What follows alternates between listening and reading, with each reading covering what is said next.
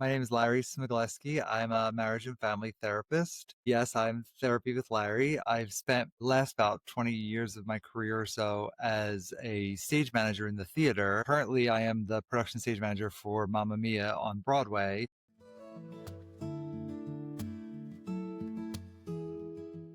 Welcome to the One Moment Podcast, ladies and gentlemen. My name is Kevin. I am your co-host for the One Moment Podcast. We are here to talk about anything related to mental health, substance use, suicide prevention. If you've been watching us and following us, we are a little bit all in one type of podcast as it relates to the healthcare industry. So we got a phenomenal young man on the show today, and I am looking forward to speaking with him and tackling the stigmas and barriers as it relates to mental health. I've had the pleasure of following him on social media and having a brief conversation with him before the show. So I want him to introduce himself. He's a very widely known man. I called him Larry the therapist, but he goes by the therapist Larry or therapy with Larry. That's me. Right. So, Mr. Larry, if you want to go ahead and take the bull by the horns. Sure. So, my name is Larry Smiglewski. I'm a marriage and family therapist. Yes, I'm therapy with Larry. And in addition to working as a marriage and family therapist, I've spent the last about 20 years of my career or so as a stage manager in the theater. So currently, I am the production stage manager for Mamma Mia on Broadway. And so I'm balancing uh, both of those things at the same time right now. Wow. Now, I do have a question because I know there's certain things that we want to talk about. How, what made you decide to switch from theater to being a therapist? I love that question. So, uh, about 10 years ago, about 10 years ago, I was working with this amazing woman, Lisa, who was a dancer on Broadway. And she was, approaching that age where you stop dancing on Broadway. It's so hard on your body, 8 shows a week, and was looking into other options of what she was going to do next. And she started this therapeutic journey. And I was following her on Facebook and Instagram and just sort of seeing like what she was going through. I had always been a huge fan of therapy as a client. And one day I just kept thinking, like, oh man, this is what I want to do, but I'm scared. And I basically word vomited to her and just said, like, I've been following you for 3 years and I see this about how to do it and how would I do it and what would I do about, like, I just exploded. And she was so kind and generous. And we got on the phone and she explained to me sort of how she did it and how I could balance having a career in theater while I was going back to school. And she was sort of my inspiration. And now where I work, which is a place called Equity Therapy, I work with Lisa. She is one of the people that works at this at our practice. And so it's been a really beautiful journey to get there. But I had really great therapists that made me see the world in ways that I had never seen it before. And when I do that with my clients, that is just the most unreal experience to see that light bulb go off. When that happens, that's just as great as the standing ovation is at the end of a show. This connection is something that you just can't explain. No, I definitely would agree with that. I think it's, and the way I typically do explain it, right, and it is when the light bulb comes on. Mhm. Right. I mean, the people that sit in front of us that are broken, just completely, just totally and utterly broken, and don't feel like they have any sense of direction, any sense of meaning, any sense of hope. Maybe they're in severe withdrawals, right? Like, and maybe the family dynamics are just absolutely shattered. Mhm. To see the light bulbs come on with the patients, with the families, those things right there to me is like you were saying and describing it with a standing ovation. It's phenomenal. And you know that you didn't do the work, that person did the work, Right. right? or Right. that family did the work. Totally. And I always say to clients, especially in the beginning, and then I remind them of this, is that one of my jobs is to be the gentle hand on your back that's sort of leading you in the direction that you're wanting to go. I'm not pushing, I'm not holding you back, I'm not keeping you where you are. I'm just there to help give that gentle guide through your journey. Absolutely. Absolutely. I find a lot of therapists or supervisees that I supervise early on, they have this mindset. I think all therapists have this mindset early on that I have to save the world, right? And it's not about saving the world as much as it is about walking with them through the mud, Mhm. right?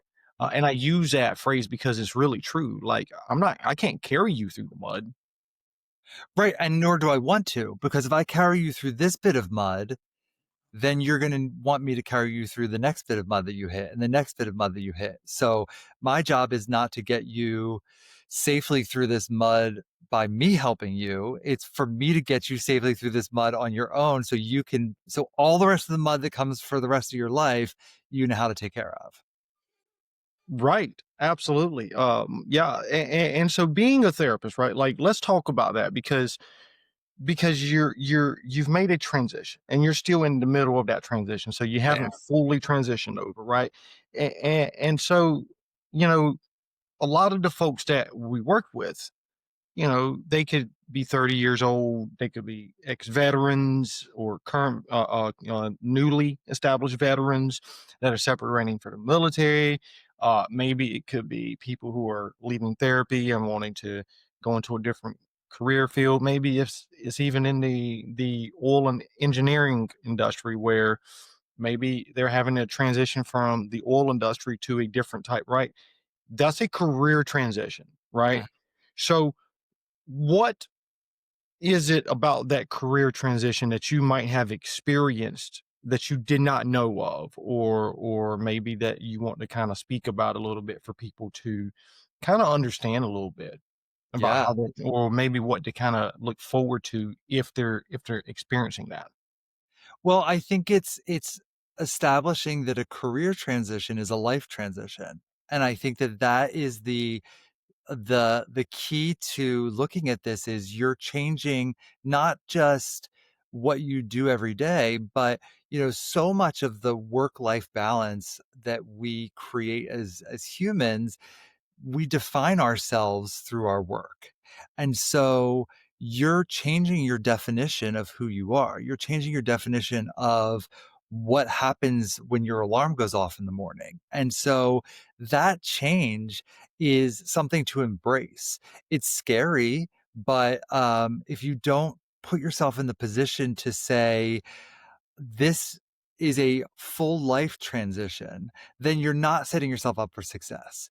If you're thinking that you're going to walk into your life and it's going to be exactly the same, but you're doing a completely different career, then you're not embracing what that what that change is. And you're making a change. Your mind, your body, your heart, your spirit is asking you to change when you decide to make some sort of career change. It's not just an impulse, it's something that you've been thinking about and been excited about. And so if you make that change, then your therapist, I'm going to say, bravo to you. You're stepping out of your comfort zone because it's very easy to just stay where you were. And maybe you're happy enough and maybe you're fulfilled enough. But when you say, I want more, then let's do it. Let's find that more for you. And let's embrace that that changes who you are and what your definition of you is. And it's almost like finding meaning in that change, right? Hmm. And that's the one thing that was coming to mind as you were talking about it. Victor Frankl talks about in his book "Man's Search for Meaning" about finding meaning in your experience. Yes. So what would you say, or what strategies would you say to help people to find that meaning in that career change or in that career transition? Yeah. You gotta love what you do. Every day is not the best day you've ever had. Every day at work is not your favorite day, but there has to be a passion about what you are doing, how you're helping people. We help people all the time, whether the barista at Starbucks who knows my order and sees me come in and is like, "Here we go." That person is helping my day. The the cop who is watching at the street corner when the kids are crossing the street to make sure the kids are safe, like that, they're helping our day. Every job, every career, you're helping not just yourself. We are not an island. Not No one, even when you like work from home, which I do a lot of virtual sessions, like even when you're by yourself, you're not alone. And there's a difference between being alone and being lonely. And I talk about that a lot in sessions. Alone time is great, but and it's very different than being lonely. Lonely is a different conversation for a different kind of session. But when you're alone and doing something, you're still able to make change for other people. And that's the thing that I think is so important is when you're looking at the career you have, when you're looking at making a change, it feels isolating. It feels scary. It feels like, what if I am too old to do this? Or what if I'm not smart enough to do this? And you put all of these garbage thoughts, as I like to say, they all should be in the garbage can, right? The garbage thoughts go into your head. And so to find that meaning is really to say, I am going to step out alone, make this change, and then I'm going to embrace it and put it into my life and put it into my world. And I couldn't agree more. It is about embracing that change, and of course, there's going to be fears, there's going to be stresses, there's going to be all of those things. Um, at the same time, one of the things that I work with people on, I do a lot of DBT training or DBT therapy, and I integrate DBT with existentialism. And one of the things that I help people understand is that your emotions is absolutely normal. Like, you're supposed to feel every emotion you experience, and they inform us of things. They Mhm. inform us what to do, what direction to take, what guidance we should be seeking, what guidance, which decisions we need to make. And I love that you shared that, to embrace the experience itself, right? And really seek to grow, change, and adapt throughout that transition. Absolutely. And like feelings create new behaviors. So, I notice that when I am anxious, that there are certain things that I do. I clean. I will all of a sudden like that is the day my sock drawer is not in the right order.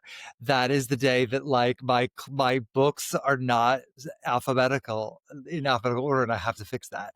Like there are things that I do and that helps me, and that's taking a feeling and a reaction and knowing what the behavior is that either calms that or helps get me through it. And I think that we all have those things. We all have triggers that are different, and then we all have reactions to those triggers. And part of therapy to me is not trying to suppress that, like embrace it. If you need to like go out and take a walk and listen to a podcast or put some music on and just you need that 10 minutes, take the 10 minutes. That's you're healing yourself when you do that. When you pull away from that, you're not letting your truth be seen, and that's when we start to really get into problems. Yeah, absolutely. I tell people all the time when I do my groups, I typically have a select kind of layout plan for all of my groups. And when we get on a conversation, I always tell people that, communication is not a two-way street like we learned early on. Communication is a three-way street, and you're probably never going to read this in the communications book or English textbook or anything. Uh, but the reason it's a three-way street, and is because we have to learn how to communicate with ourselves. Mhm. That communication between you and I right now that we're having at this current moment at 12:29 p.m. Eastern Standard Time, okay? It's a great conversation, it's a great communication, but if I cannot communicate with myself, if I don't understand what my body is telling me, what my emotions are telling me, then I how can I expect to even have a conversation with you? Right. Right. When I see couples, it's the first thing I say. I say, there is you, there's you, and there's the two of you. So, like, we have three sets of clients here. And it's the same thing in any kind of conversation. I want to connect with you, you want to connect with me, but then the connection is actually part of what's happening right now. It's the firing back and forth, and then it's the, oh, Larry just said this, that made me think of this, and it's that sort of ping pong game that happens that I think is so important to, uh, you know, we look at how the world changed post COVID and how a lot of people really struggled to uh, be used to in person communication. They got very used to being on a computer. And in some ways, it's amazing. Like, you and I are in different states, like, right now having this conversation. Like, that's wild. We can just do that. But I also want to be able to walk out on the corner and talk to the guy on the street and know how to do that as well. Right, right, and that is so important to really understand it from that perspective, and so, from a personal and professional perspective, I'm glad to hear that LMFTs actually teach the same thing that I teach on the individual level. Wow, that is so interesting. I never knew that. I never knew it till today, so, Yeah. look, I have to ask, okay? Because when we talk about Mhm. career transitions can happen at any stage of life, right? Can happen at any age. You can be 28, you finished grad school in engineering, and then you decide, okay, I don't want to do engineering. I want to do something completely different, right? It can happen at age 50. It can happen at age 55. Uh, but I wanted to ask because one of the co-hosts on here, he's a very phenomenal therapist. He's been practicing for close to 30 years, 28 years, I think. He's 69 years old, and so he always talks about the myth of you can't teach an old dog new tricks, Hmm. right? He talks about that, and it's true, right? But there's this huge stigma that says, oh, you're 70 years old, you're 80 years old. What can you possibly do? Right? What can you possibly learn? How are you possibly going to learn technology? All of these, types of phrases and statements that people, typically use. I'm not going to say it's full outright age discrimination. Could it be considered that? Potentially. I'm not an expert in age discrimination, but I mention that because I want your thought process on how you help people handle that career transition, especially the elderly population. I say elderly, like more on the older population, 40s, 45s, 50s, so on and so forth. What are your thoughts or what has been your experience, and how do you typically help people embrace that age and that career transition? Well, listen, I'm 47 and uh I feel it. I get it. The first paper I had to write when I went back to school at 43 or 44, I was like, APA, like the documentation, like things I hadn't thought about in 20 years, so, like, writing these, like, collegiate papers, we don't do that in theater. So I felt that learning curve. I felt scared that I was going to do it wrong. For the first 2 quarters, I kept waiting for a paper to come back that was like, you did this wrong. And what I learned was that when you make a career decision at 20, 25, 30, you are not the same person that you are at 40, 45. And so I'm amazed and I think it's so unbelievable when someone gets out of college, loves what they do, and does it until they retire. Like, I think that is one of the greatest things to see someone experience. I don't think it is as realistic as it maybe was even 50 years ago. Like, like even my dad did the exact same job until he retired. And so there's a cultural shift of I want to be doing something that I really enjoy, that I feel like is worthwhile, that is helpful to me, that's helpful to the world, to my community. And so as people are making these changes, there is what I tell people is to embrace the younger generation, embrace the people that are different than you, because that's how you learn. I mean, uh, I was sharing before, I only know about TikTok because like I'm very lucky because I work on Mamma Mia. Everyone is like 20. So the entire cast is young. So I can be like, is this how you would do this? Is this the right filter for this? I'm learning because I'm embracing that I don't know something. And that's where the problem is. The older we get, the more scared we are to say, I don't know how to do something. And I've started to let go of that. That's what I try to tell my clients that are, in these transitions in life. And it doesn't even just have to be about work. It could be I've had people who have realized that they were queer at 45, and like there's that transition. I've had people who have wanted to get married. I've had people who have wanted to get divorced. All of these major life changes that people go through, and you either embrace it or you fight it. And even if you fight it, it's still going to happen. So the embracing the unknown is the hard part. But we as a society, I have to believe, generally want people to succeed. So I pair myself with people that I think are there to help me succeed. And I don't fear asking them for help because I also know that if you came to me and said, "Hey, Larry, I have a question about blah, blah, blah." If I know how to answer that, I'm there for you. Like it's that give and take. No, I definitely would agree on that one. We we were doing an interview with Dr. Gary Sprouse, and he's the less stressed doc, right? Amazing guy, and we've got some of his clips rolling out over the next several weeks.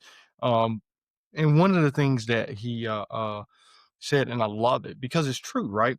And that's what you were just talking about was, and one of the things he said was, "We're the only species on the planet that we can think about the future and immediately, right, experience anxiety, fear, shame, guilt, remorse, right? Animals don't do that, Yeah. right? And we can think about our goals, we can think about our plans, right? And yet we still experience every single one of these emotions where it's like we ain't even gotten to 5 years from now.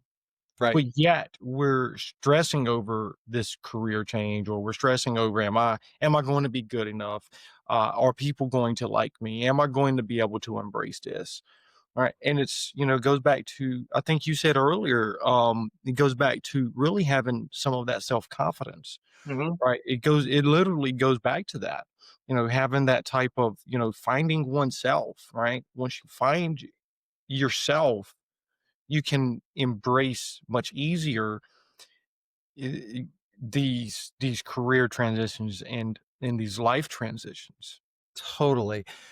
I have to say, from a theatrical career perspective, I have been so incredibly lucky to experience the things that I have experienced. I have worked all around the world. I've worked on Broadway. I've sort of done all of the things that if you had a checklist, I feel like I have hit them all at least once. And I will never forget the stage manager that's in charge of like everything moving in and calling all the light cues. That's they're the calling stage manager. So the very first time I was the calling stage manager for a show on Broadway, a very good friend of mine texted me right before the show and said, right now there's 36 shows on Broadway. You are one of 36 people in the entire world doing what you're doing. I have never forgotten that because that was the moment, probably the moment I could have stopped working in theater. And to be honest, was very close to the beginning of me starting this new career as a therapist because I realized that I got the dream. Like I got to do the thing that 16-year-old Larry sitting at home watching the Tony Awards like never thought would go to the Tony Awards with a show. I got to do these things and have these experiences that it's almost unfair that I have been able to do these things because I know how hard people work to get there, and I've worked just as hard, but sometimes it's just luck, and you just like land into things. And I have had that luck, and I'm so grateful for that. But I don't take it lightly. I want the people coming up behind me to have the support that I had as I'm making my transition into something else that is now going to fulfill me in a different way. So I think that there's also like in the self reflection, there's the moment of we don't have to change careers because we hate our career. We can change our careers because we loved it so much that we're ready to do something else that we can love so much.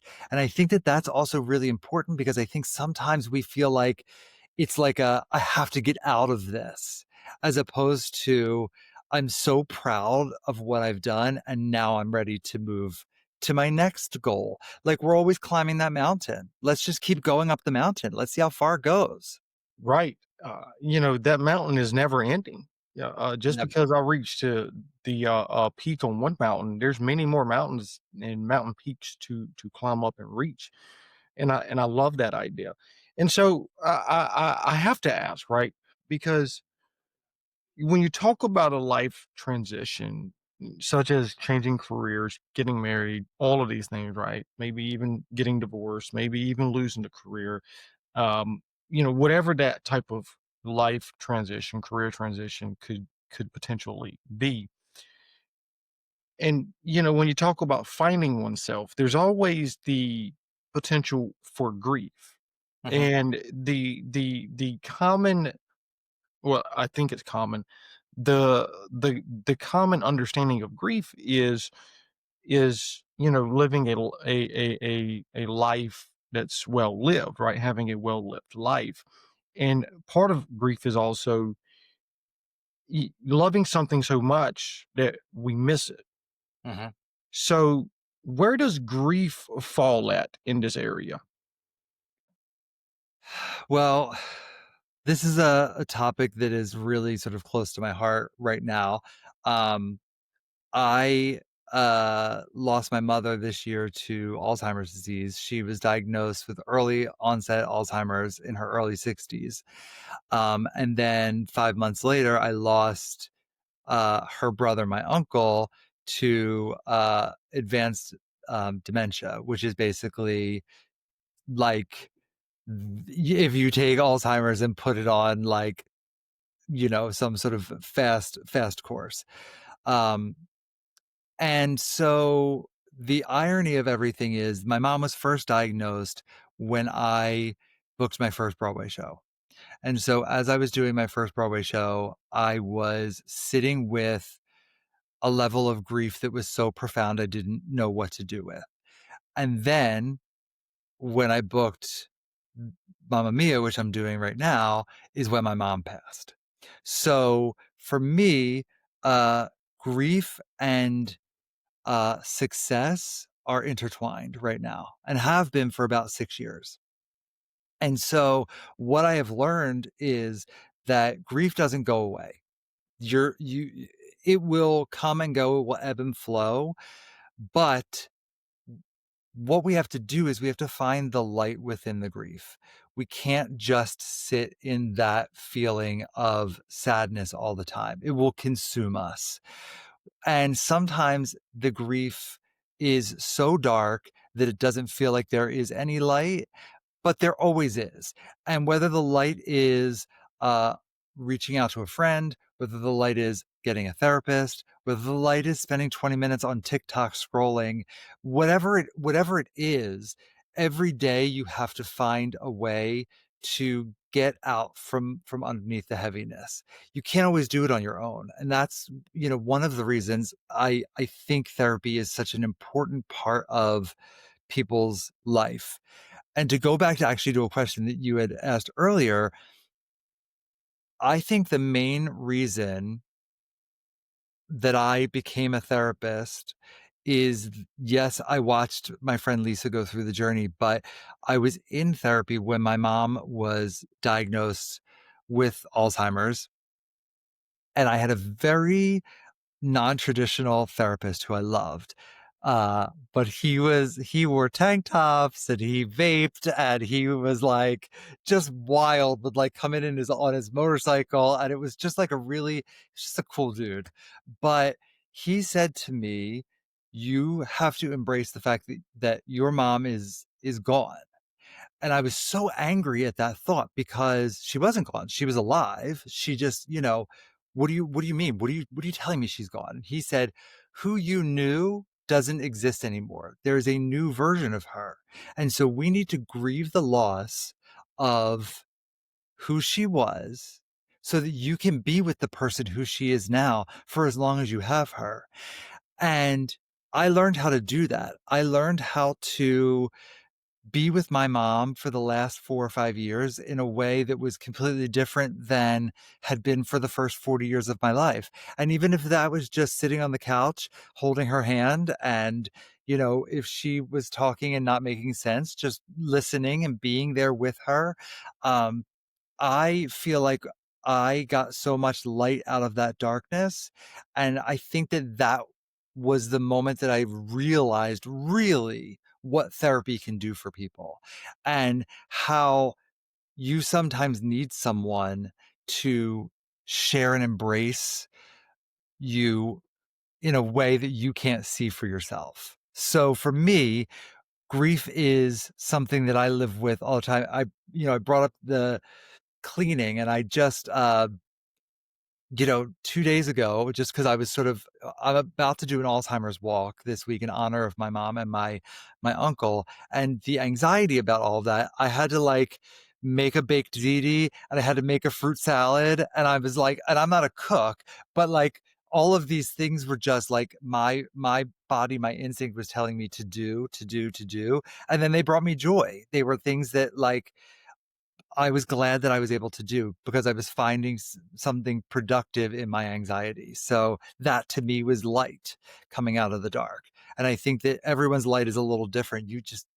You work with your therapist and you listen to yourself on what is going to bring you that kind of joy. And I'm sorry to hear about your mom and your family. Thank you. And it sounds like to me, right? No, that's the therapist coming out, right? Sounds like to me. Bear with me. Yeah. Right. Oh, man, how many times have we ever asked that question, or have Yeah. we ever started off, sounds like to me. Yeah. Oh, Lord, but yeah, it sounds like to me that you have, found meaning, that you have extrapolated meaning, through your experiences. So I have to ask, because there's this huge push into grief field for both the living and the people who are unfortunately dying. The 5 stages of grief. wh- what are your thoughts on that as it relates to using it for people who are living? I don't know that I have the answer that most people would have, and I'm okay with that, but I think that it's different for everyone, and I think that, like, any good model that's what it is. It's a model. So we as therapists have the tool of the 5 stages of grief to get an understanding of where our clients or our friends or our family or whoever is dealing with grief, where they might be in their journey. But a model can only go so far, and everyone is going to respond differently. I sat in a period when my mom was first diagnosed. uh, I ate candy. Like, I don't really even eat candy. I gained 40 pounds in, like, 6 months because I didn't know what to do with the information that my mom was sick. So, at work, we always had a little candy dish, and I would just take the candy and, like, put it in my pockets and eat it all night because that, to me, was the only way I knew how to have any control over anything. And so now I can look at that and say, I was so distraught and I was hiding my feelings that I was hiding it through anything that would give me any sort of solace. That, like, little hint of sweetness would bring me joy. That is completely different than the way someone else would have handled that moment. So, as a therapist, I try to read as much as I can. I try to know as much as I can. I try to understand what has come before us. But then when I'm in the room, I have to listen because you're going to tell me what it is that you're feeling. And I'm going to listen to where you are in your journey and guide. And that, to me, that personal portion of that is what we can't get out of a diagram or a stages list, if that makes sense. No, it does. And I love that you shared that because, you know, I've worked a lot with grief, and there's so many things that I have heard from therapists tell patients that, and even families will tell, family members that, oh, you just need to hurry up Mhm. and just get over it. There's nothing you can do. You just need to deal with it and move on. And it's like, is that really the most therapeutic way to do things? Is that really the most humane way to do things? So I love the fact that you brought up that it's a very subjective perspective. It's a very subjective experience, because it goes it goes back to the question of, or the idea of, who am I to say that you have 6 months to grieve your mom, you have 3 months to grieve your brother, you have 2 months to grieve your sister, you only got 2 weeks to grieve your daughter, or you got 2 weeks to grieve your son. Right. Who are we as people to put a timeline on this grief process, right? And I love the fact too that you even brought up that grief is never ending.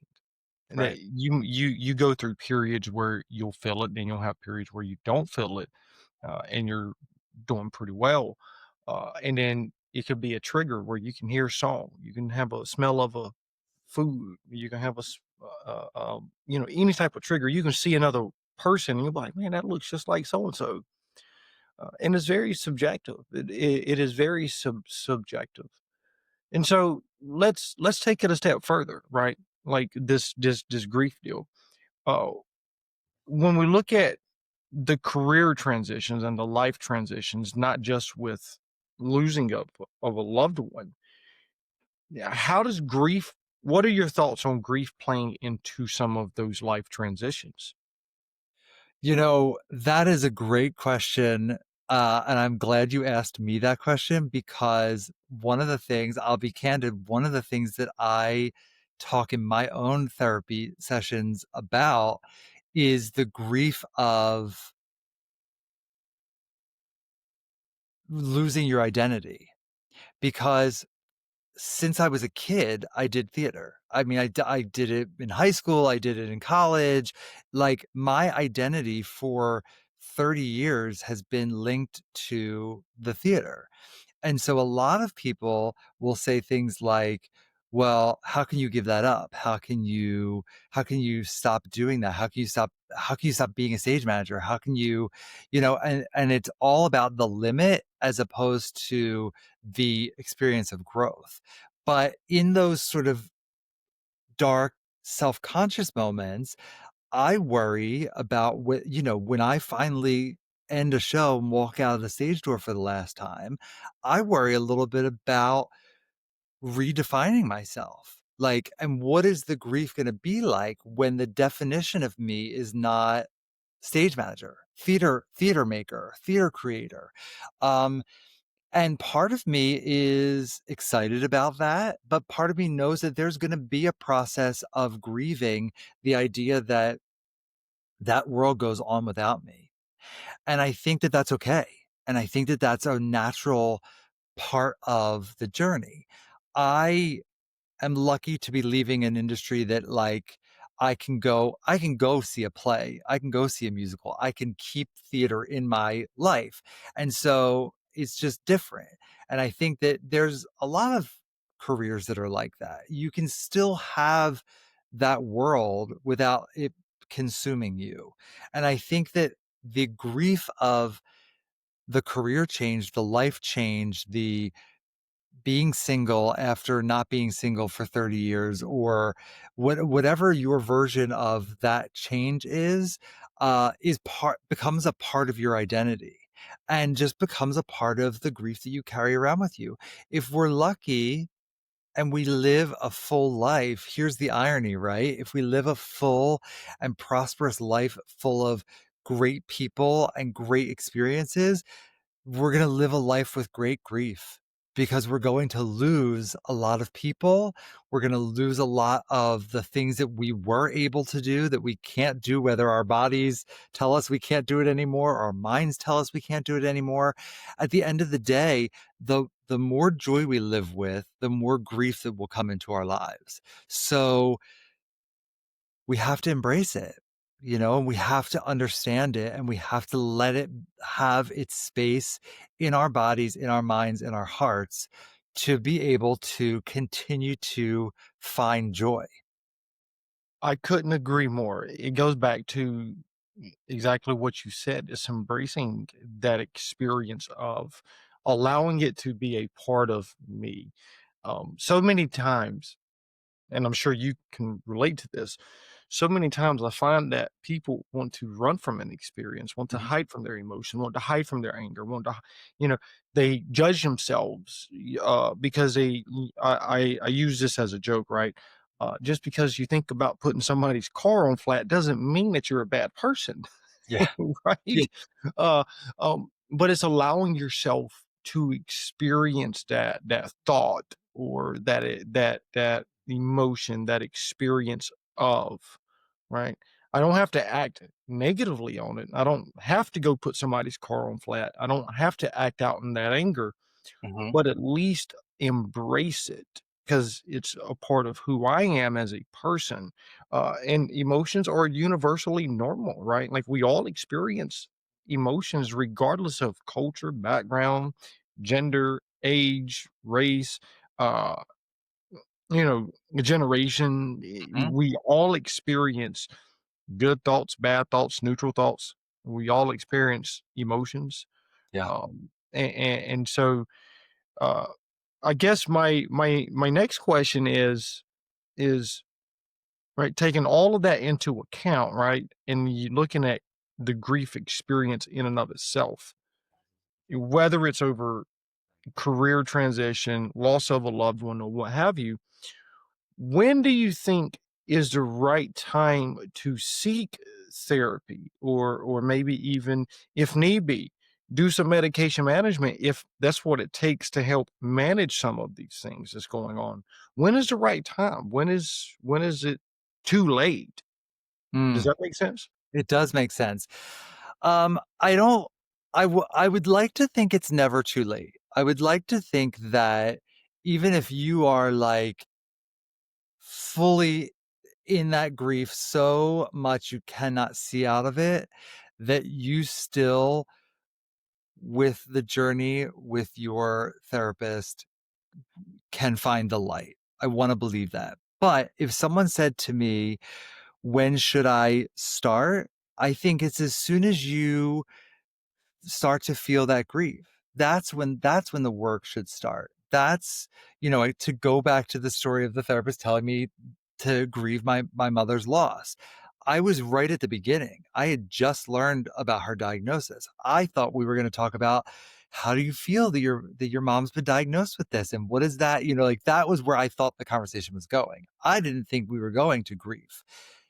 I feel like that therapist pushed me into the grief in a way that made it so much more manageable, which I was not expecting at all. So I think as soon as you are in that moment, as soon as the shock of whatever this transition is, you should already be talking about it. If you think in the next year you're going to make a big life change, if you think in the next year you want to have that talk of separating with your partner or changing careers, that's when the work should start. The work should start so that you are set up for success. We can play catch up. We can get you to a good place after you've already been sitting in it.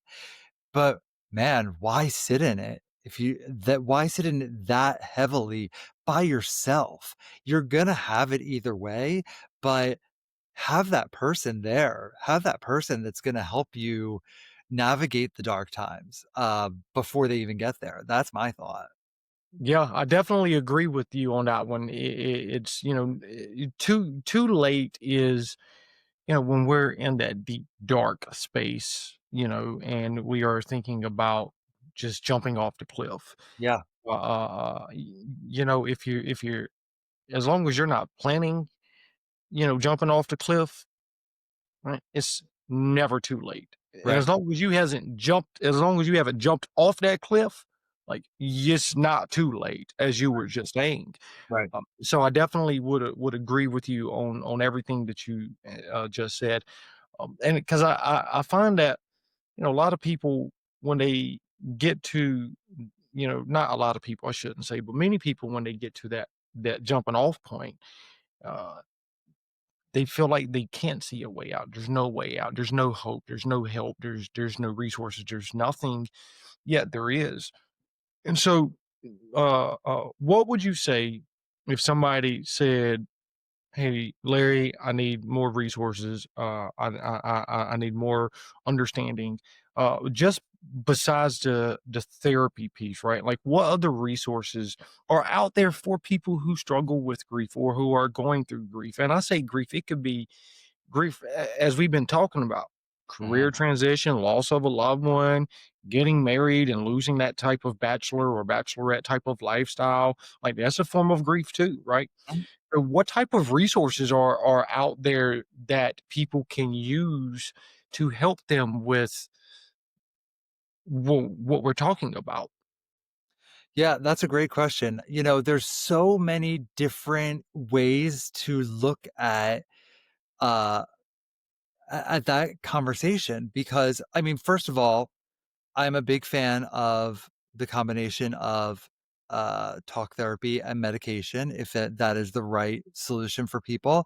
I never feel like uh, as a therapist, I never feel like I'm not doing enough if I have a client that needs an additional support. So there's that. There is, it's September, it's Suicide Awareness Month. It's an important time to know that there are resources out there, that there are people to talk to encourage um not being afraid to make that kind of call, to reach out to whether it's your doctor or it's a hotline or anything like that. Any Sometimes a hotline is even more helpful because it's anonymous and you don't you can just speak freely, and I find that sometimes it's the sharing those dark thoughts with the people that you already know can be scarier than sharing it with a stranger at times. uh, in terms of resources also, like, my goodness, I grew up obviously at a time pre-internet. So I think like I see inspirational things all around me when I'm online. I see, uh, TikToks about sort of healing. I see ways in which you can connect with people about topics that are important, that should be talked about. And I love seeing that. We didn't talk about this in the '80s when I was a kid. You didn't talk about grief and what you do if you feel like you have no hope. Like those were conversations that were being had.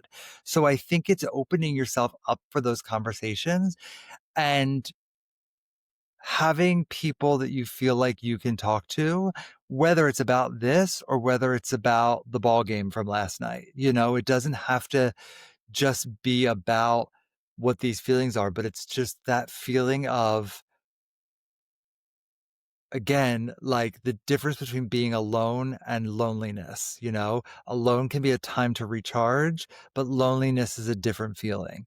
And if you're feeling loneliness, that's when we need to look at w- how do we break that cycle? What do you need? And it's personal. It's different for everyone. Everyone's relationship to loneliness based on grief or separation or whatever is making you feel that way is going to be different. But there are so many options out there. And I think if it starts with your therapist and it starts with them knowing you well enough to provide those options, then what a great place to start. For sure. There's many things to do, as you said, it's always about being connected. Mhm. Yeah, I mean, sure. Does being alone, right? Uh, does that work for people? Absolutely. We all need solace, right? We all need peace and contentment. Um, but there's also times in our lives too where we need that connection with others. Yes. And so I let's take it a step further, right? Let's take this grief piece a step further, because there's a lot of folks that I work with, and I don't mean like my colleagues, but like there's a lot of folks that I meet with and work with clinically. Um, there's this myth about children in grief, right? Oh, I don't need to tell my child what happened. I don't need to tell my child the parent OD'd, the grandparent OD'd. I just need to, maybe even whatever the case may be with children in grief. There's a lot of myths out there, and so what is some things that can be done as it relates to children and grief with helping them maybe learn about grief, understand it, talk about it. What has been your experience in that area? I have a colleague who works primarily with children and with families with children. And what I have learned through her is how important child therapy can be, because it's so different than adult therapy. She focuses on play therapy, where you are, sitting in a room full of toys and having conversations, but the conversations wind up revolving around the toys, and you see how a child will take some of the things that they're feeling but express it through, like, oh, the doll is sad today. Oh, I wonder why the doll is sad today. Oh, did the doll learn something that made her sad? What did the doll learn? And you know that kind of work is so important uh for a mind that's not developed to understand grief yet. Um, when there's loss in a family, um, that is hard to explain. And I think that parents uh, taking the initiative to not feel like they have to do it alone is a really important part of that journey. You may not have the right words to share with your child. You may have questions about are they too young to know this? Are they too young to know that? But the thing that we forget is children are so perceptive. They know, they sense, even when they don't necessarily know what the thing is, they know there is a thing. And so with that, you can't just ignore it. I think that, sweeping it under the carpet is the worst thing that you can do. Figuring out a way to let the child know that there is something going on, or that mommy is sad, or that daddy is sad, or that also creates a world where you can share those feelings as you grow and as you feel things. I never really said those things as a kid. Like, that was just sort of, I didn't express like that. I mean, my expression happened on stage. It didn't happen in my house. So every once in a while now, I have to force myself to say, I miss my mom. But it is a hard thing for me to say. And I am a full on adult, you know? So when you're a kid, you're more in tune with those emotions. But if you're not being guided in a way of being able to share them, then they just get repressed. And now we're talking about years and years and years of trauma that could be easily fixed by just opening up a conversation and doing it with the proper guidance, whether it's a therapist or someone you feel comfortable to have that journey with. I could not have said that any better, and I am so grateful that you allowed me to ask that because, uh, children, they develop based on what we teach and guide, right? And what we tell them, what we inform them, what we give them. And if we're not giving them, honesty, and I don't mean like, you don't have to get into the idea of, let's take for an example, the parent ODs, right? And God Mm. forbid, I hope this is not the case, okay, for anybody who's watching this. But let's say, the parent does OD. You don't have to sit there and say, oh, yeah, your dad or your mom stuck a needle in their arm. They were shooting heroin, this, that, and a third. They did this, so on and so. You don't have to get that in depth with the weeds, right? But you can just have a general conversation and say, hey, uh, the parent, your mom or your dad was using drugs and they OD'd, Yeah. they overdosed, or and unfortunately, sometimes things happen, and your, mom passed away or your dad passed away. You don't have to get into the all the extracurricular details. That's not needed. That's not important. They just need to understand the circumstances, the situation, and really understand what grief is. Hmm. Because grief with children looks different than grief with adults. Yes. Absolutely, it looks different. Because I mean, you could easily take a grieving child and diagnose bipolar disorder, and they're not even bipolar. Right.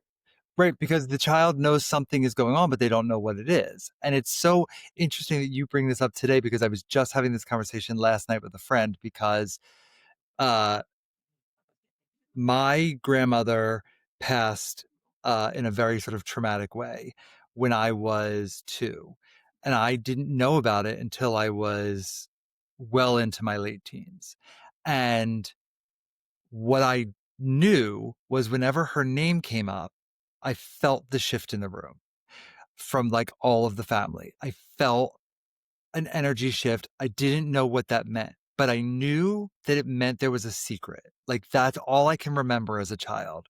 And so I think I've always thought that that is connected to why I didn't really share my emotions openly as a kid, because I always felt like there was some sort of secret. And then I learned that secrets are what you do.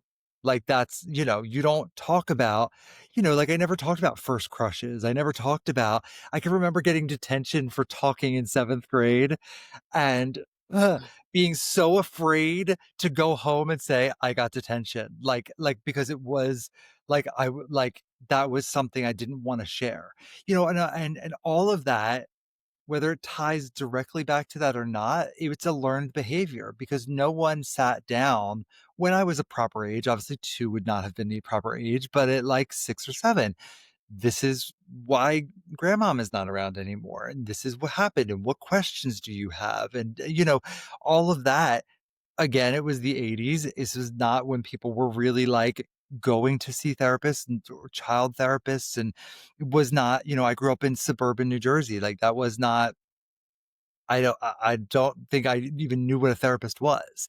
But, you see, like, the I was affected from that starting at 2 before I even realized I was affected by it. Absolutely, and that era in life, the 60s, 70s, 80s, and I'd say probably going into the 90s somewhat, um, but there was this huge push of don't talk, don't tell, don't trust, like all of these family rules. And I think Claudia Black actually spoke about that as it relates to addiction, right? Mhm. Uh, and reality is it fits more than just substance use. And think about how that has impacted us generationally, Oh, yeah. right? I've worked with so many folks who live by those rules, and it's like, yeah, I get secrets are good to have, but secrets, depending on which types, keep us sick, right? And Mhm. I say sick, I don't mean like physically sick, I'm gonna die from cancer sick, but they keep us mentally sick. They keep us psychologically, spiritually, emotionally sick. Right, and then bring up more grief. Like, it's all a cycle, and guilt, and shame, and all of these emotions that are, related to one another. Why do I feel this way? Why like, I should be happy. I should, like, should is the word that I want to get out of everyone's vocabulary. I should feel happy. I should feel successful. I should. Well, no, you should feel however you feel right now, because how you feel right now is how you're supposed to feel. And if that's not how you want to feel, then let's work on that. But it all just starts early on. And yeah, you're totally right. There were generations of like you didn't share family secrets. You didn't share that kind of information. We live, for good or for bad, we live in a world now where anyone can find out anything about you basically on the internet. And I remember when I first started seeing clients, and at the time, I was still touring, and I was touring with Mamma Mia. And if a client said to me, "Oh, you're on the road. What show are you on the road with?" The first time I was asked, I was like, "Oh my gosh, what do I say? What do I say? What do I say?" And then I realized all you have to do is type in my name and it's going to come right up. So why am I going to pretend like it's a secret? So I would just tell them. I would say, "Oh, I'm on Mamma Mia," because if you're that, it's not something to be shameful of. It's just it's who I am. You're asking a question, I'm happy to answer it for you. Yeah, and it just goes back to having simple communication, and as we've already spoken about and established, that communication starts with ourselves, Yeah. 100%. So, listen, we've spoken about a lot, okay? We've Mhm. spoken about career transitions, life transitions, death, loss, grief, even some suicide prevention, right? We've talked about seeking therapy. So, as we're wrapping up and as we're coming to the end of the show, I do have to ask you two of the most important questions that probably you'll be asked today. Okay. Number one, well, actually, it's three. Okay. First of all, if people want to reach out to you for speaking engagements, maybe for, maybe some assistance with filming, maybe some even to seek therapy, right? How would they reach out to you? How would they contact you? My TikTok and my, Instagram are both at Therapy with Larry, and, please feel free to reach out to me there, and, we can go offline from there into email, have a phone call. I'm always excited to talk to people. I'm thrilled that you and I have connected like this. I love being able to just talk about things that people aren't always talking about. So whether it's a question or wanting to work together or, a podcast, anything like that's please reach out. I love it. Thank you. And I am humbled and appreciative that you have been on here and you agreed to come on here. So next question then, these are the last two questions. Okay. If there's one thing you want somebody to take away from watching this, what would that be? Be okay with not being okay. That's how I sum up grief. It's okay to not be okay. We'll get to okay again, but for right now, be okay with not being okay. As a friend of mine said once, in the end, everything is okay. Mhm. If it's not okay, it's not the end. Yeah, I love that. Love it. That's Well, great. right? All right. So, and the most important question here, what is your call to action for people? Hmm. That's a great question.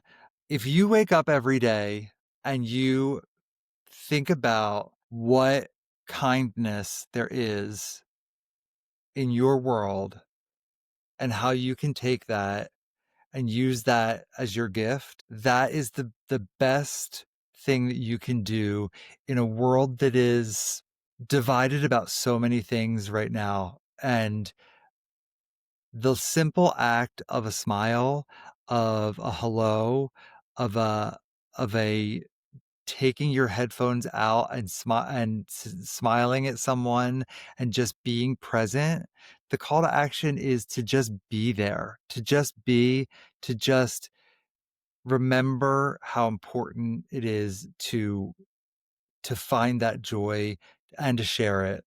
I love it. Just be present. I Yeah. love it. So, Mr. Larry, I'd like to say thank you again for coming on the One Moment podcast. We are humbled that you agreed to be here. We are humbled that we got to go through and continue tackling the barriers and breaking down stigmas. So, with that being said, ladies and gentlemen, we are, of course, the One Moment podcast. We are on every social media platform there is to be on just about. We are constantly continuing to put out content, video content. We've got recordings, we are editing. We have everything that, I mean, we're literally tackling the mental health, substance use, and suicide prevention along the way, every step of the way, every way possible. So follow us, subscribe to our social media channels, right? We're on Apple, Spotify, YouTube, Amazon, we're on Pandora, TikTok, Instagram, Facebook, X, formerly known as Twitter. We're across the board on everything that you can think of, just about. So follow us, like, comment, and share whatever you like. And there are resources, as Mr. Larry said. So utilize our resources. Thank you again, Mr. Larry. Thank you for having